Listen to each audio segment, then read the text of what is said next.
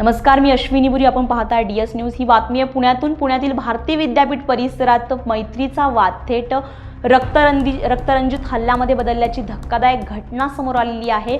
जुन्या मैत्रिणीला फोन केल्याच्या कारणावरून दोन मित्रांमध्ये जोरदार वाद झाला. सुरुवातीला शाब्दिक वादानं सुरुवात झालेल्या या प्रकरणानं काही क्षणातच हिंसक वळण घेतलंय. वाद इतका टोकाला गेला की एका मित्रानं थेट दुसऱ्या मित्रावर कोयत्यानं हल्ला केलाय आणि या हल्ल्यामध्ये एक तरुण गंभीर जखमी झाला असून त्याला तातडीने रुग्णालयात दाखल करण्यात आलाय. सध्या त्याच्यावर उपचार सुरू असून प्रकृती स्थिर असल्याची माहिती मिळते.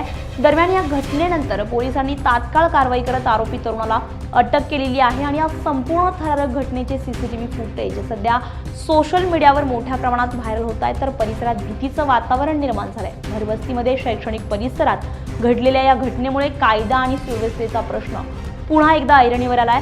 तर पुढील तपास भारती विद्यापीठ पोलीस ठाण्याचे अधिकारी करत असून नेमका वाद कशामुळे चिघळला याचा शोध घेतला जातोय. खरं तर मैत्री, संशय आणि राग याचं हे भयावह रूप पुन्हा एकदा समोर आलंय.